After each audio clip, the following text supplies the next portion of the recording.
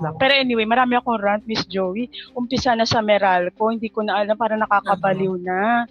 Diba? Parang, ano to, ginagago na tayo. Ba't di pa nila sagad-sagadin, pati mga pang, ano nila, pang derma nila, ilagay na nila sa Meralco bill. Diba? Paano pang gagawin natin dyan? Diba, pwede pang Miss Joey na ano, na magkaisa tayo, huwag na natin bayaran ang Meralco bill natin. Diba? Eh kaso pagka ginawa natin yun, ito kasi yung problema sa energy, ano. Kapag binoykot mo yan ng bonggang-bongga, magpa-pile up yung bayarin, ganon. I think something has to be really, sa totoo lang, hindi na talaga nakakatuwa yung taas ng kuryente natin dito sa Pilipinas. May ano na talaga, parang kailangan na talaga siyang i-revamp. Kailangan na talaga siya. Andyan kasi ang andyan kasi lahat ng oligarch sa kuryente. Kuryente natin. Kasi nandyan lahat ng oligarch. True. Andyan lahat ng mga mayayaman. So, yung kumukontrol sa bansa natin, lahat sila negosyo nila kuryente. Ayun. So wala na tayong boses? Tanggapin na lang natin, ganon? Nakakaiyak eh. Kailangan natin ng bonggang-bonggang kamay na bakal at leader na hindi titiklop sa oligarch. Yung follow-up ko lang doon sa sinabi mo din kanina na sana mag-landslide si Sara, hawak din nila ang COMELEC, Miss Joey. Oo. Pero kasi ito yung extent ng laban doon sa eleksyon. Pagdating ng 2028 election, hindi rin afford ng mga kalaban natin na magkaroon ng sobrang OA na dayaan. Okay? Ang mangyayaring dayain yung resulta ng election at a certain level. Okay? Ang ayon sa mga mathematician at sa ibang mga observer, mga experts sa sa election, ang pwedeng madaya sa national election is only up to 5 million votes. Anything beyond 5 million votes, masyado nang obvious na nandaya.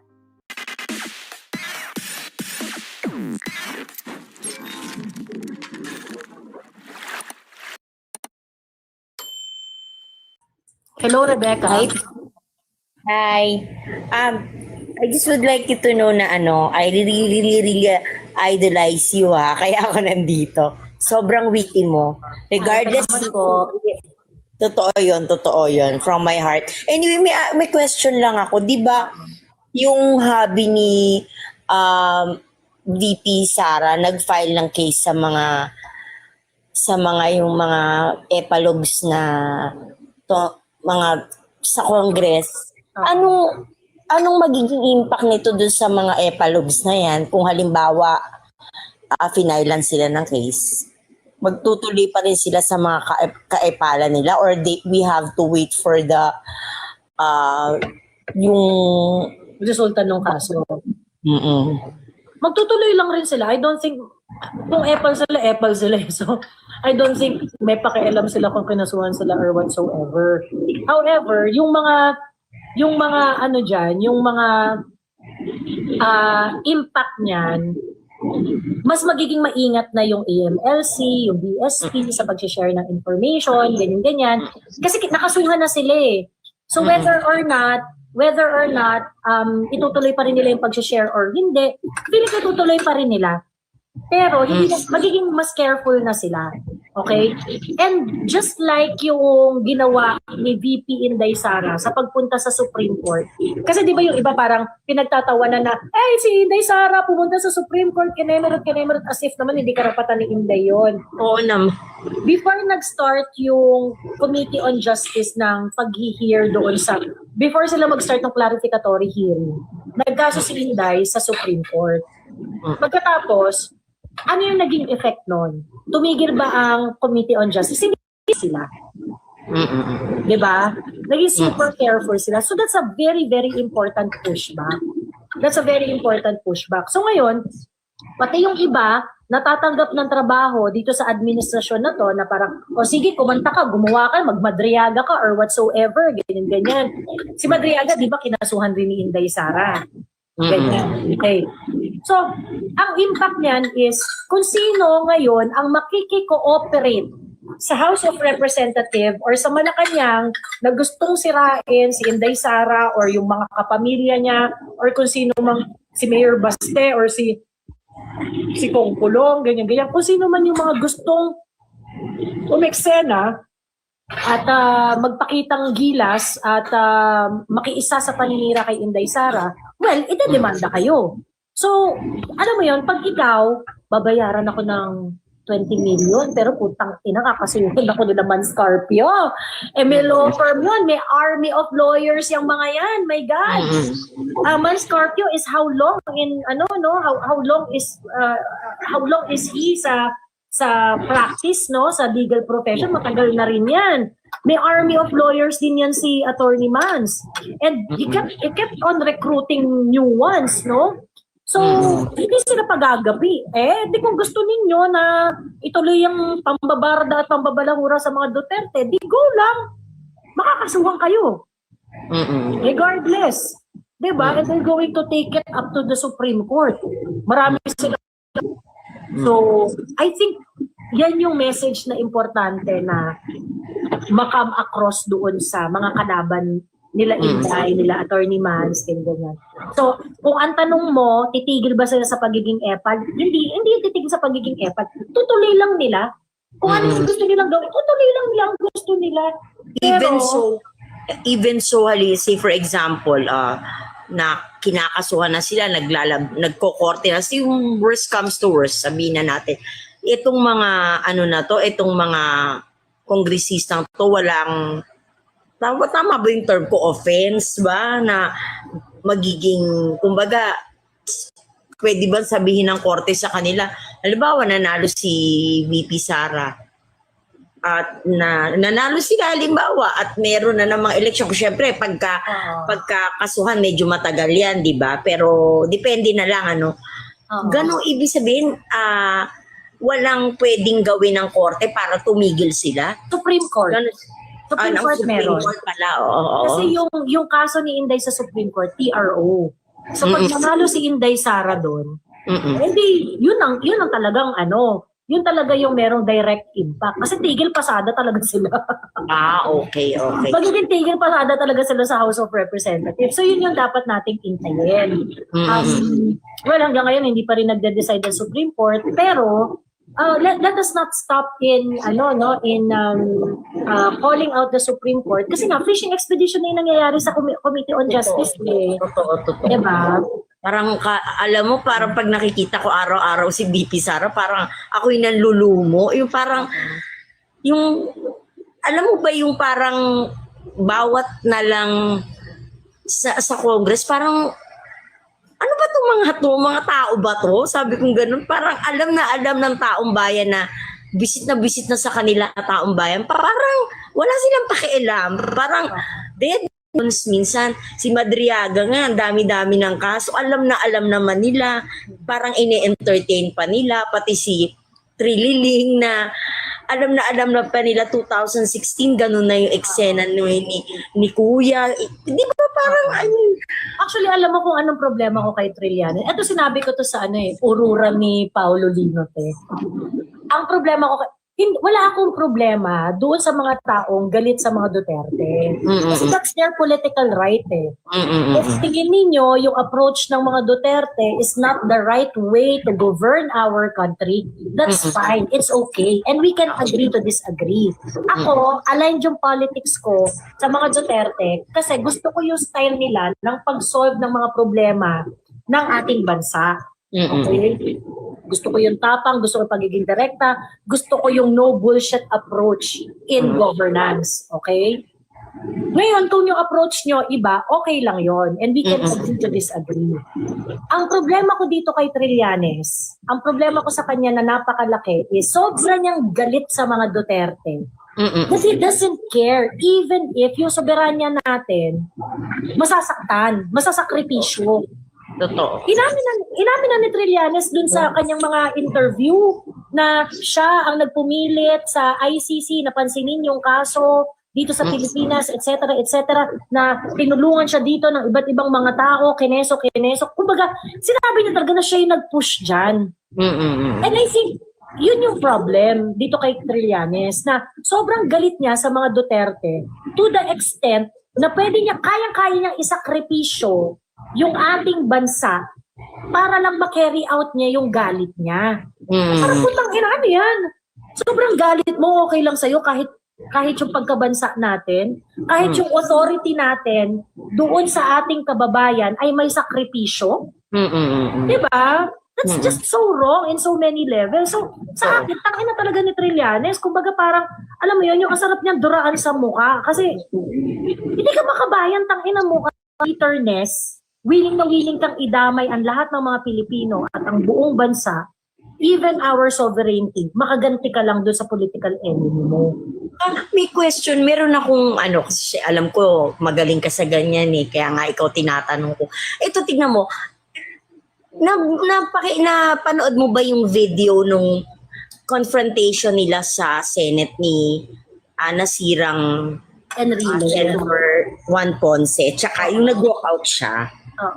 Tapos, the issue siya sa China na he was trying to get in touch with China. Tapos ngayon naman, sasabihin niya kay VP Sara na at saka kay Tatay Digong na maka-China daw. I'm kind of confused about that. Sabi ko, ano ba tong taong to? Gusto ko lang ma-analyze mo. Ano bang, what do you think? How is that? Ay, parang naguguluhan ako. Diba? To be fair kay Trillanes, and this is validated din naman ng nila Pinoy, ng mga iba't ibang opisyal ng panahon na yon. Yung nagkakaroon ng gulo, nagkakaroon ng standoff sa South China Sea noon, kung matatandaan ninyo, I think Scarborough pa yata yung involved noon na feature. Nung nagkaroon ng standoff, si Pinoy kasi, at meron ring statement si Pinoy niyan, na inamin niya, na inauthorize niya si Trillanes na makinegotiate sa China. So that's why, nagpunta siya sa China, kumbaga parang ginawa nilang backdoor negotiator si Trillanes sa China. Ganon. Pero si Trillanes, ang ano talaga is, siya talaga yung nagpresenta sa sarili niya na, baka gusto niya akong gawing backdoor negotiator. Okay, So yun yung reason kung bakit siya nasa China, yun yung reason kung bakit niya kausap yung China, etc., gano'n. Kung ano man yung fino-forge na agreement ni Trillanes sa China, hindi natin alam. Yun yung tinatanong ni Enrile. Ano yung sinasabi mo sa China? Ano yung ino-offer mo sa kanila? Ano yung mga kineso, ganyan. But to be fair with Trillanes, may imprimatur ni Pinoy yung ginawa niya na yun. Kasi Pinoy yung presidente that time Pagkatapos, in the middle of the backdoor negotiation nito ni Trillanes, meron rin palang yung DFA secretary during that time, meron rin siyang agenda na pinupush. So, kumbaga parang ang sinabi niya is, China, magpo-pull out na kami. Tapos mag-pull out, parang nakikipag-usap yun. Ang naging payo is, mag-pull out na kayo. Mag-pull out kayo ng sabay. Ganon. Doon sa stand-off. Mag-pull out kayo ng sabay. Ang nangyari, nag-pull out, pero Philippines lang. Yung kabila, hindi sila nag-pull out. So ngayon, ang nangyari, yung effective control tuloy, yung pinagdedebatihang lugar, napunta sa China. Okay. Ganon. So yun yung nangyari noon. At least, to be fair kay Trillanes, dun sa backdoor negotiation na ginagawa niya with China, may imprimatur yun ni Pinoy. So, ayun. Ibig sabihin, what I'm trying to say here is that, okay naman pa, sige, inano niya yung sarili niya, i-indulge niya yung sarili niya sa China. Tapos ngayon naman, very contradicting dun sa ginawa niya nung araw na galit naman siya sa China. Now, di ba, ibig sabihin, kahit pa paano may konti ka naman sigurong naging papel sa China, but ngayon parang galit na galit ka naman ngayon sa China. Parang dun ako na itong taong to, ba't ganito? Samantalang dati, willing kang maging backdoor negotiator, tapos ngayon, parang kung gusto kung ano lang, parang yung clips na yun na doon sa video na yun, pwede mo isampal sa kanya yun yung nagpapa-interview siya na Tingnan mo. Kakampi ng China, ganyan. Hindi niya ba alam na nung minsan sa buhay niya, naging negotiator din siya ng China? Di ba parang ganun? Di ba? Yung parang gusto kong alam mo, kung vlogger lang ako, parang pwede ko itong ipag-connecta para naman mapahiya mapahiya siya sa taong bahay. Yun lang naman ang ano ko kasi parang para sa akin parang napakagaling lang talaga, iron heart and iron lady lang talaga para sa akin si VP kasi parang ang sasakit na ng mga ginagawa sa kanya. Di ba ang sabi nga ng mga Duterte dyan kay Trillanes, yung reason ng galit niya is because hindi pumayag ang mga Duterte na kunin siya na vice president. Totoo. Doon galing yung galit niya. Which sabi is napaka-petty ha. Kasi parang ganun ka ka-interesado sa pwestong yan. Oo nga. Tapos nung hindi na siya napagbigyan, galit na siya. Di ba, dapat kung hindi ka napagbigyan, tapos alam mo na yung gusto mong samahan bilang busy ka at maging presidente yung choice mo. Di ba, up to the last minute, gusto mo pa rin siya. Ang sa kanya, parang feeling ko sa kanya, kaya niya gusto kasi pakikinabangan niya. Pag hindi niya kaya niya gusto kasi winnable. At madadala siya dun sa win. Totoo. Ngayon, since hindi siya dinala at nawala yung opportunity sa kanya, galit siya. Maganda yung point mo, Rebecca yung kasi sa politics supposedly ganun na parang, so ibig sabihin, kaya mo gustong makatandem yung tao kasi ang una mo dapat konsiderasyon dyan is that magkaparehas kayo ng pananampalataya. Tsaka tiwala ka, di ba? Tiwala ka. Tiwala ka. Kasi parehas kayo ng pananampalataya, di ba? Sa pagmamahal sa bayan, ganyan-ganyan, whatsoever. Yung mga ganong etchos. Ibig sabihin, at a certain point, meron kayong etchos na pinagkakasunduan. Totoo. Di ba? Pagkatapos ngayon, wala na. Nung tinanggihan ka, wala na kayong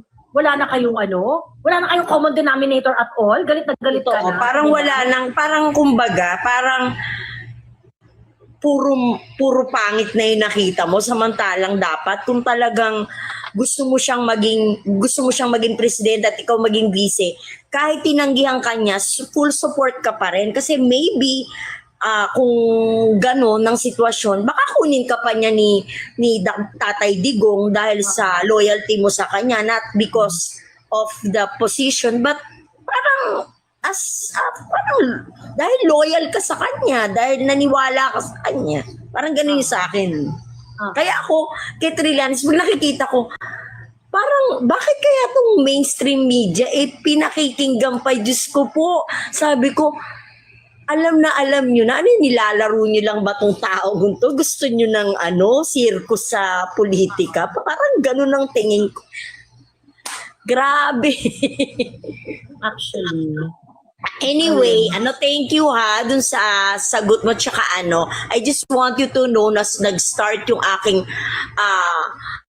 pagiging fan mo ko kasi when you were in Congress na super duper, I like you for being so tough and sobrang galing. Ay, salamat you are more than for me, you're more than a lawyer. In regard, wala akong pakialam. Hindi na natin pag-uusapan dito yung kung lawyer o hindi. Hindi natin pag-uusapan yun. Yun parang na lang, magaling ka. Gusto ko I really like you. Sabi ko nga ang mga DDS na katulad nyo, lagi ko sinasabi. Sasabihin ko sa inyo, DDS ako na depende. Hindi ako yung full. Pero ang nakikita ko sa inyo, maganda na nga kayo, matatalino pa kayo. Nakikita ko kasi sa mga alam mo naiintindihan mo yung yung mukha mo. Sabi nga na nanay ko, pagka daw yung mukha hindi maganda, hindi rin daw maganda ugali. Parang ganun yung feeling ko. At saka usually, di ba karaniwan sa matatalino, magaganda sa totoo lang pero ako sa totoo lang, I really like you, lalo na pagka sumagot ka, very articulate, very basta natutuwa ako sa'yo. At salamat po. Oo, natutuwa ako sa'yo. Sana magkaroon ka ng place para magkaroon ka ng position pagdating na sana manalo si VP, kung mananalo man si VP or whatsoever. Sana kayo ni Sas, tsaka ni Kipi. No, sobra, ang gaganda nyo. Wala akong masasabi. Salamat. Ayan. Pero hindi po tayo nangangarap ng government position.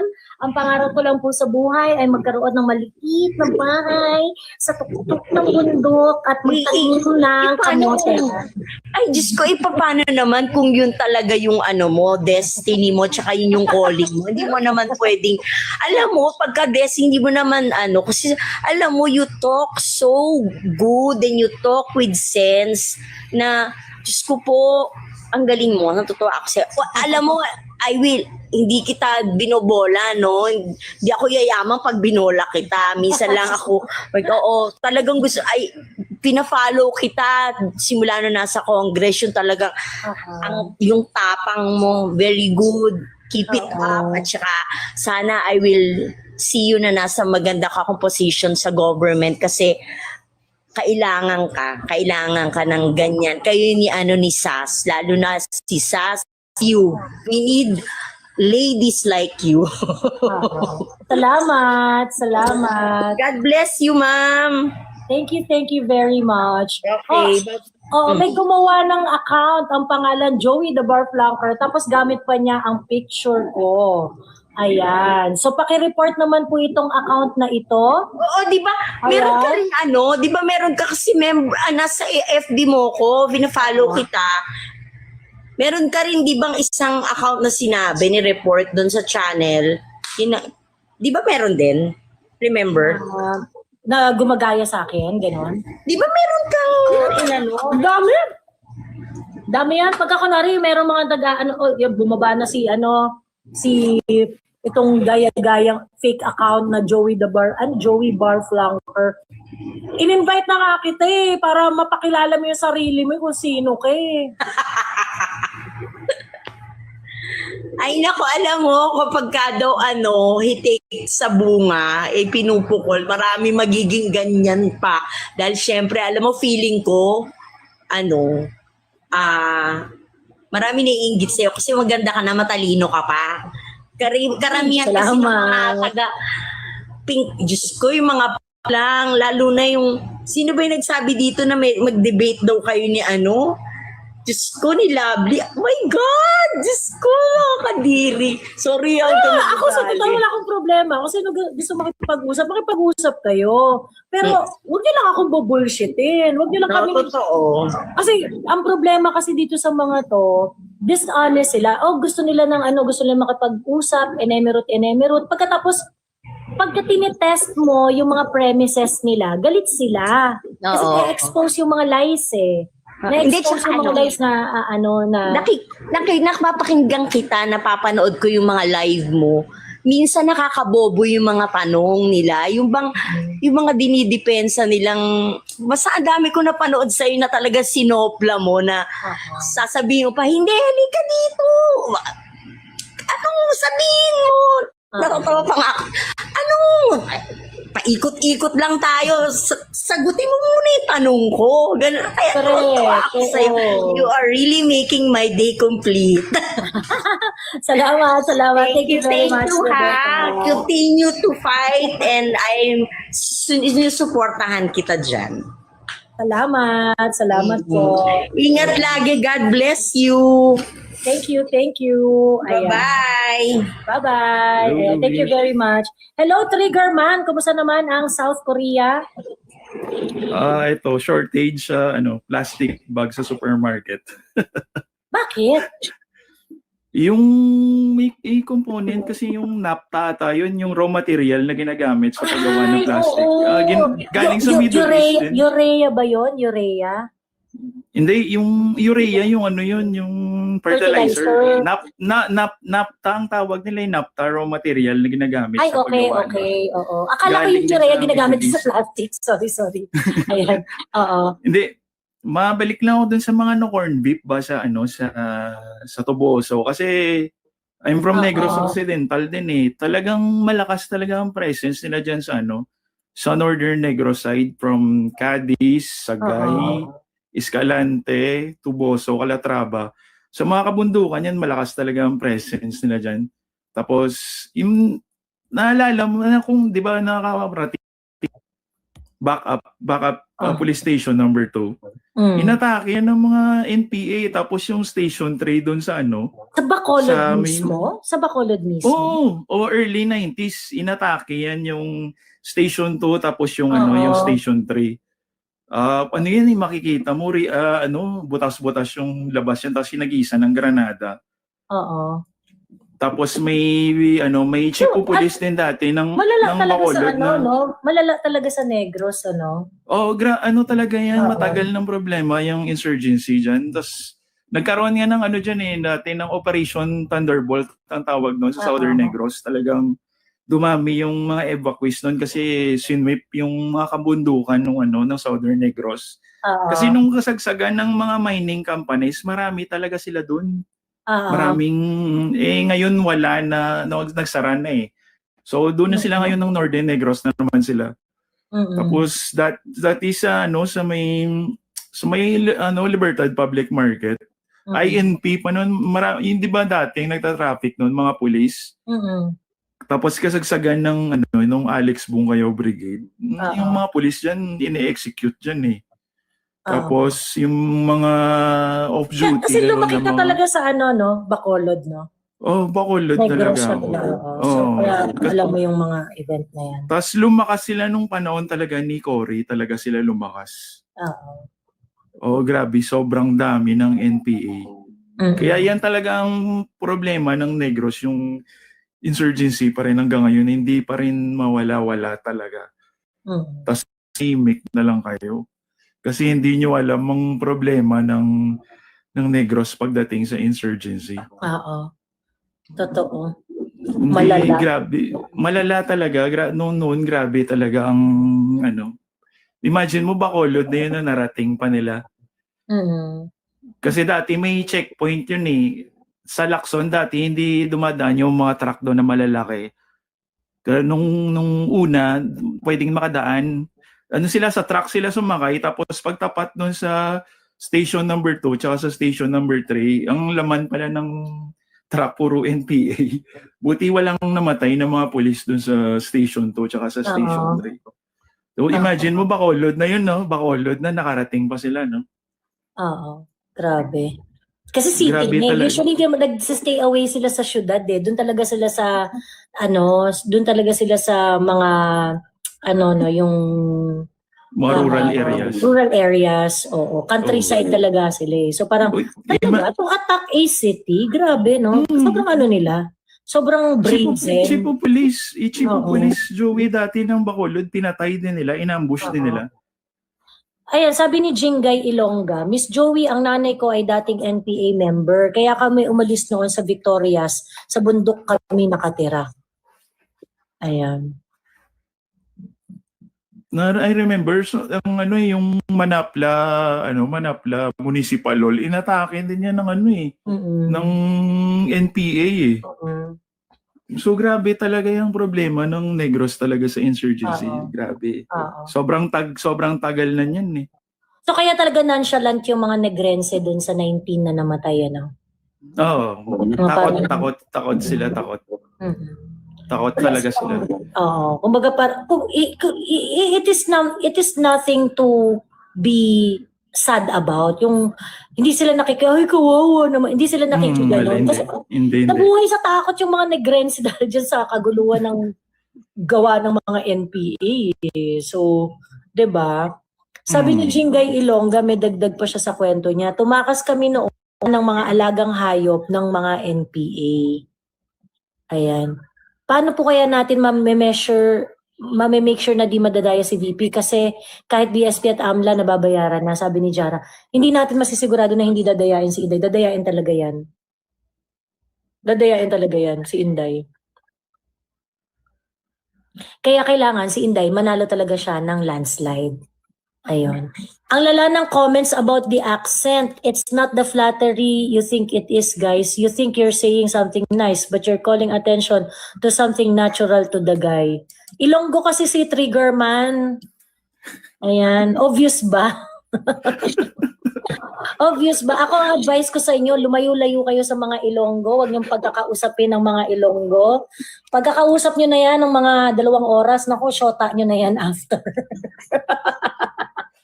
Shota, mabobola kayo ng mga yan! Mabobola kayo. Lumayo-layo kayo sa mga Ilonggo. Si Pao nga parang Ilonggo na rin ang ano niya eh. Pag magsalita parang Ilonggo na rin eh. Kasi panay Ilonggo yung kasama. Parang Ilonggo kasi yung mga kausap na. Yung nagtay kami naman, signature campaign kami. Panay Ilonggo yung kasama namin. Oo, kaya napapansin ko parang Ilonggo na yung ano ni Pao. Oo. Ayun. Ayan, kaya ang payo ko po sa inyong lahat ay lumayo-layo po kayo sa mga Ilonggo. Huwag po kayo masyado makipag-usap sa mga Ilonggo pagka mga 3 araw nyo nang kausap yan ako. Opo. Nagayuman na po kayo, shota nyo na yun. May hugot si Ate Joey. Yes po, dahil Ilonggo po ang jowa ko. Ako po ay biktima ng Ilonggo. Ayan. So, ingat-ingat po. Ako ay nagsasabi lamang ng katotohanan. Ayun. Makakamandag sila. Layo-layo. Ayun. Kaya siguro pinatakas kineme ang survey ni Lenny para hindi sila ma-question pag nag-magic sa comment. Si Rizal kay corned beef. Ew. Ayun. Anyway, ayan. Meron ka pa gusto idagdag, Trigger Man? Oh, wala na, yun na lang, Joey. Bababa na ako kasi may work pa ako eh. Okay. Sige, thank you. Thank you, Trigger Man. Maraming salamat. Bye-bye. Okay, ayan. Si Clara 22 ay gustong umakyat. Clara 22. Hello, Clara 22. Bakit ka naka-request?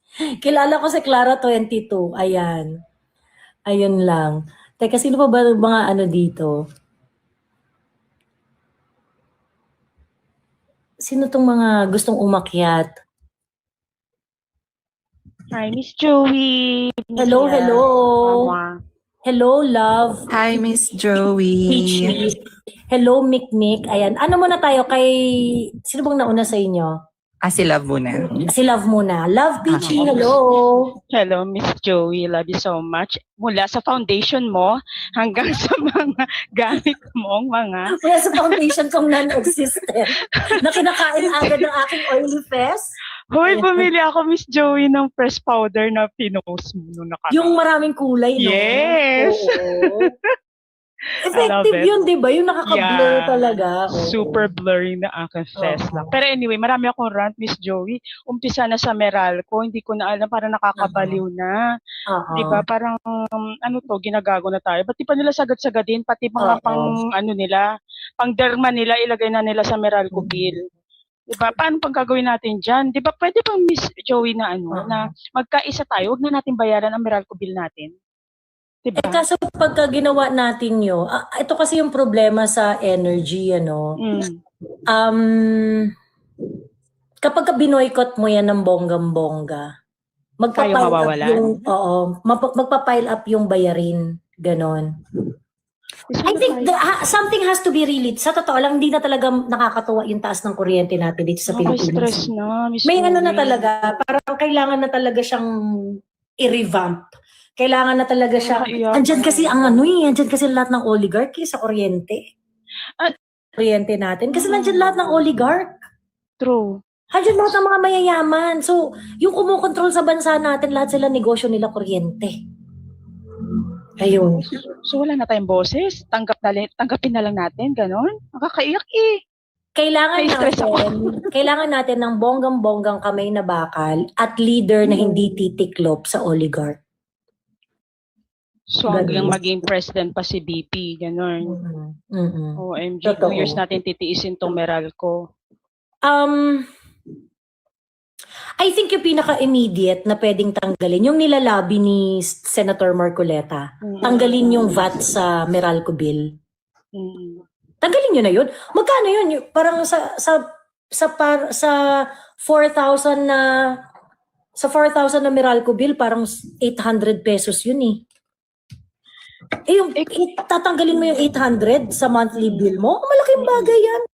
Oo. 'Diba? Mm. Diba? Kasi project nila, binubulgar nila, ini-speech nila na project nila.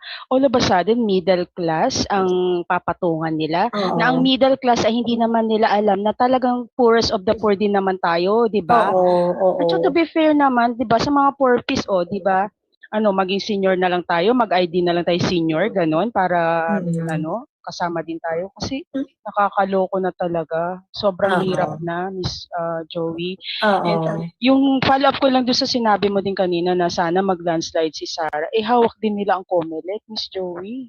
Oo. Pero kasi ito yung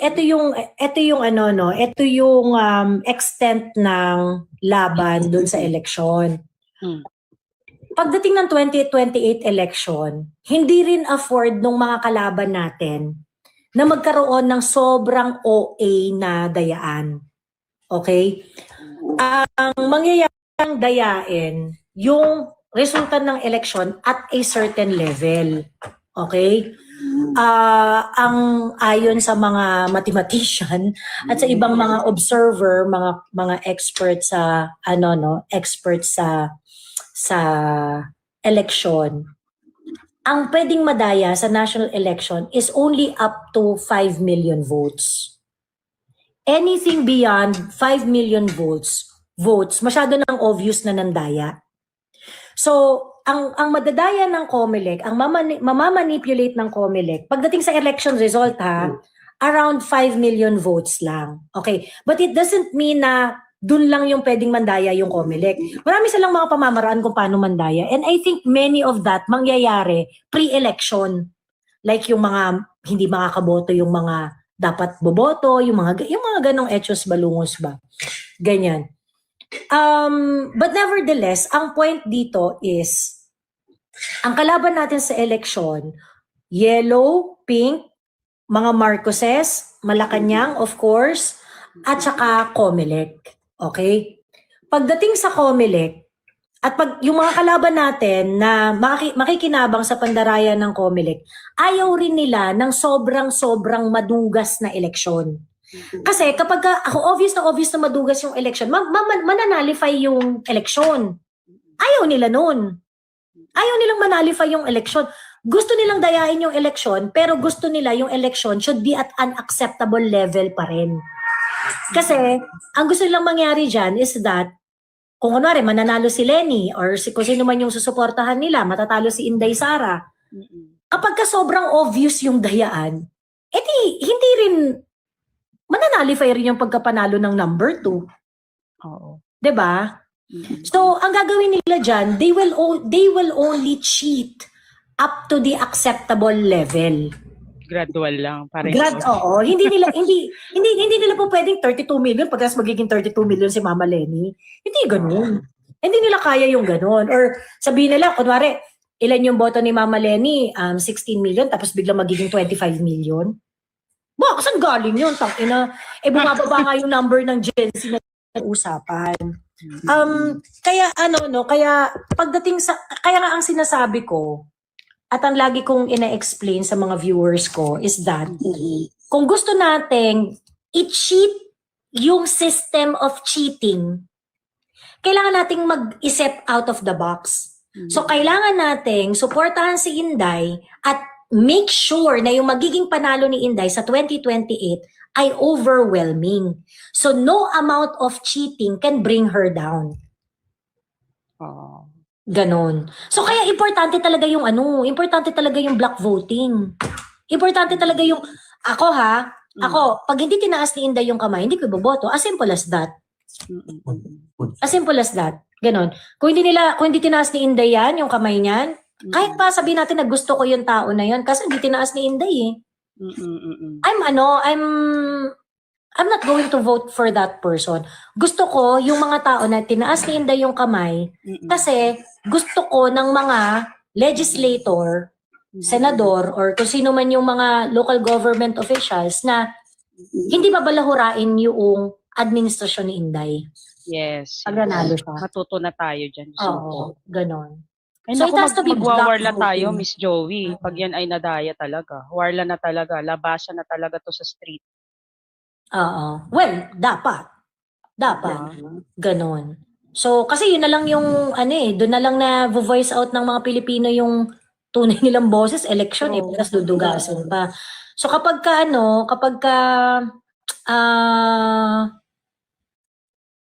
sobrang brazen ng pandadaya, it might trigger massive reaction from the people. Di ba yung EDSA 1986 na EDSA, di ba na-trigger yan dahil sa dayaan sa election?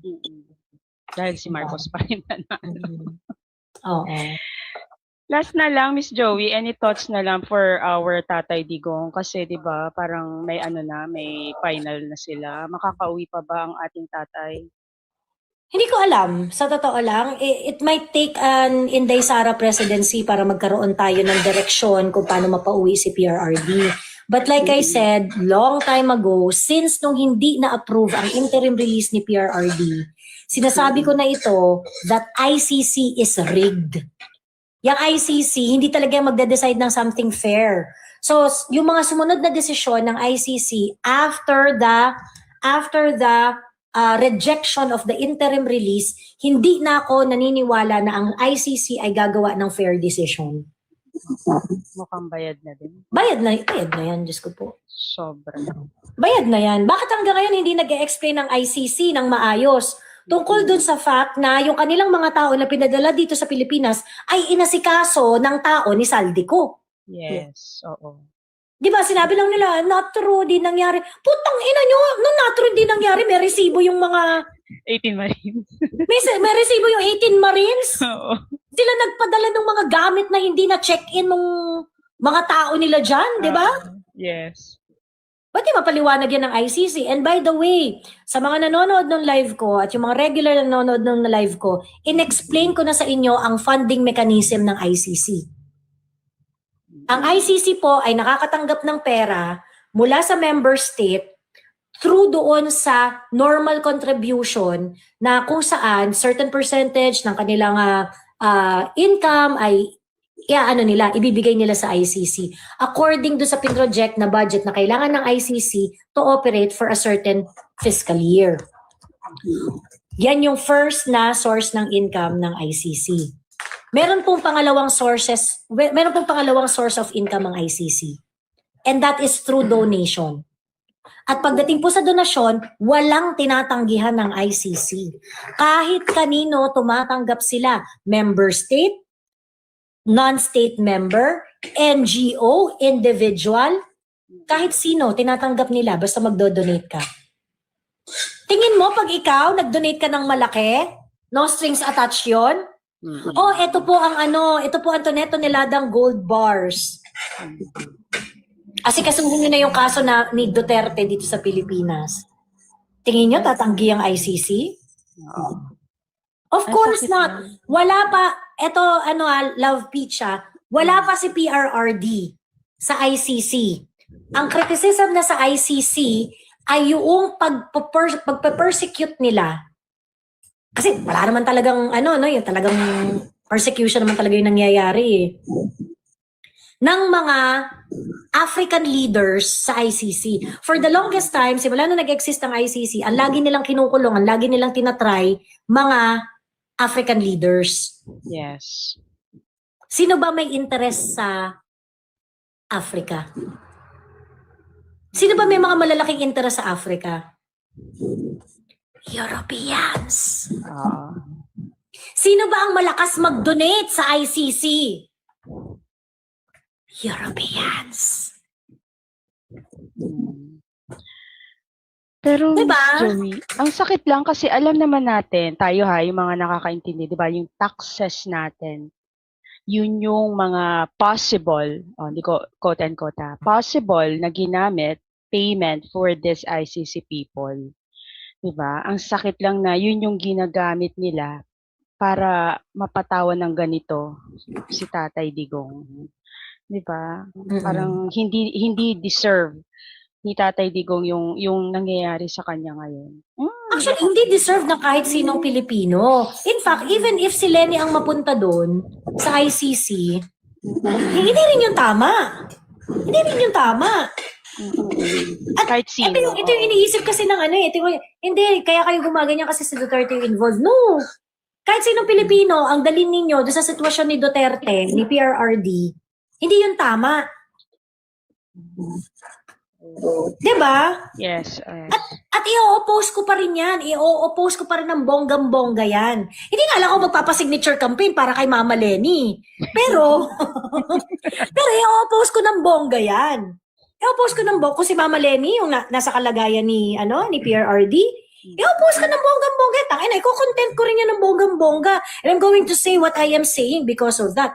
I mean, hindi na lang ako magpapasignature campaign kay Mama Lenny. Pero definitely, I am going to be very, very loud about it. Yeah. At magiging kakampi ko ni Mama Lenny kung siya yung naka-experience ng ginawa kay PRRD. Yes. Ayun. Strongly agree with you. Mm-hmm. Ayun na. Thank you so much, Miss Joey. Hindi pa kita pinapa-high-blood dyan. Welcome. Okay. Ayan. Okay, continue din po tayo sa sa pag-support sa lahat po na nanonood para sa ating Tatay Digong. And also Miss Joey, supportan din po natin sila. Thank you, Miss Joey. Love you. Thank you, love Peachy. Maraming salamat. Ayan.